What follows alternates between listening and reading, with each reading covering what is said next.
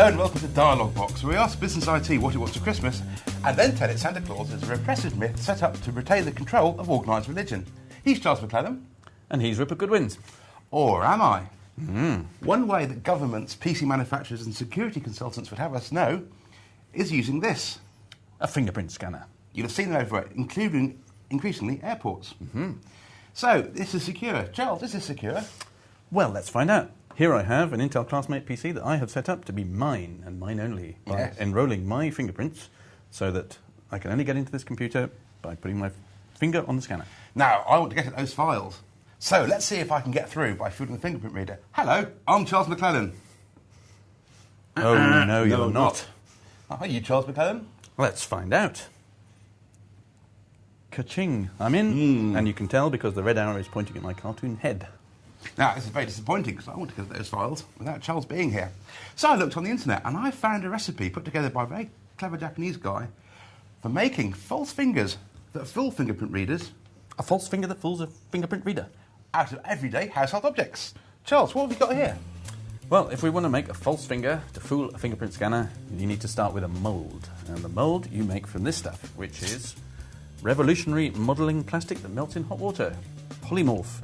And does it melt in hot water? Well, let's have a look. Here we have some hot water. I'm going to pour some of these granules in there. Now, you can get this from Makkelijk or modelling stores, or anything else you want to make a mould with you can use, like wax or what have you, but this works really well and is cheap and easy. So as you see, as it warms up, the white granules go translucent, and when they're all translucent, you fish this stuff out and it's all pliable and you can make your mould. Now, while that's doing its stuff, the rest of the stuff you're going to need is some gelatin, which you make jellies out of, a couple of quid from a household store.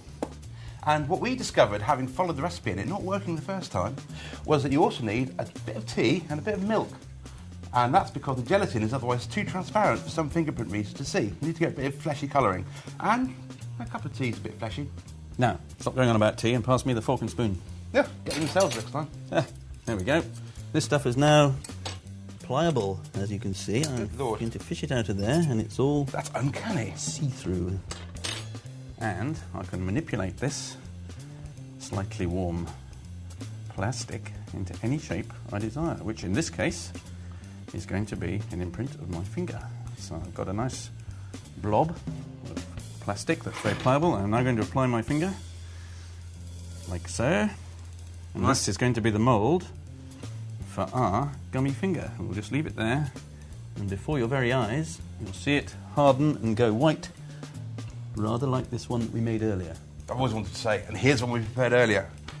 So here we have a mould cooling nicely. So what's next, Rupert? Well, we have to make up the liquid gelatin, which then hardens in the mould.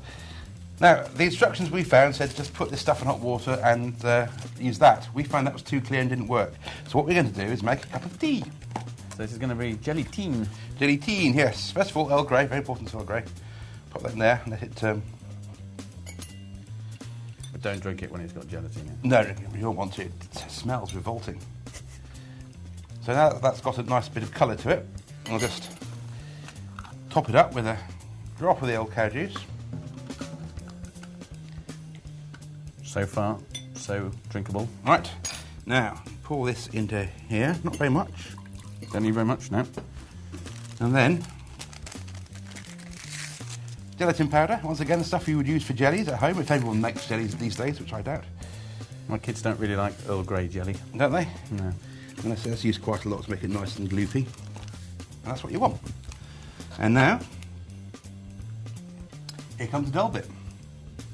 It's just mixing this until all the little particles go into solution. Otherwise you end up with lumpy gelatin and that confuses the reader. You done stirring? Looks delicious to me. I'll be the judge of that. Or I won't, in fact. I shall let you pour it into this mould that we made earlier. Okay. On this plate. Once again, you don't have to be too good at this, Just as well. there you go. And that's that. That goes in the fridge. Leave it for half an hour or so. We tried freezing it, that left it a bit too hard to get out, so a bit of patience, leave it in the fridge for half an hour, and then you're done. And what does it look like after half an hour in the fridge, Mr. McClellan? Well, somewhere is one we made earlier. Yes, and there we go. There you go. One fake fingerprint, A gummy finger. which is made, as you can see, from the finest tea and milk and gelatin.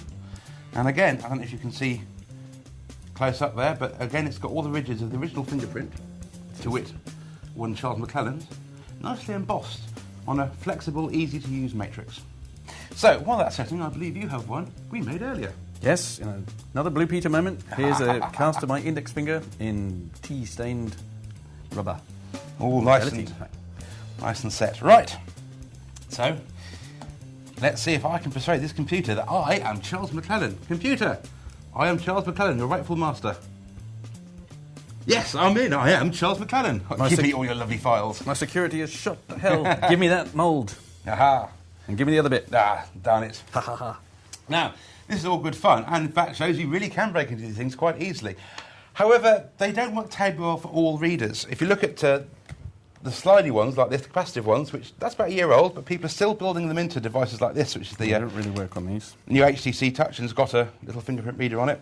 Whereas they don't work very well with gelatin fingers. Now, that could be fixable, a bit of extra gunk in the gelatin. We haven't tried that yet. But one of the more important difficulties, wouldn't you say, Charles, was you cooperated. I did. I willingly gave up my index finger to be made into mould, whereas normally you'd have to catch someone when they fell asleep or something. Yes, it can be quite difficult to persuade people to stick fingers where they shouldn't without their cooperation. I never fall asleep in a public place. But you can, there's an advancement of this technique we haven't tried, where you can take a fingerprint off a surface by dusting it with super glue powder, and then photographing it, and then taking that photograph and etching it onto a copper plate, printed circuit board. Now that sounds complicated, but all the bits are available really cheaply. The well-known techniques. There's always coppers involved when there's dabs around. There's always coppers involved when there's dabs around. Indeed. So for a little bit of extra work, you can take anyone's fingerprint, whether they're there or not, and turn it into a fake finger. So don't put too much faith in biometric security, because ingenious folks will always get around it. Now, Charles, I suggest to carry on with our study of fingerprints. I shall take you to a place where there are lots of glass surfaces covered in fingerprints, and you can compare your techniques for lifting them off. Sounds like a splendid idea. Right, to the pub. See you next week. See you next week.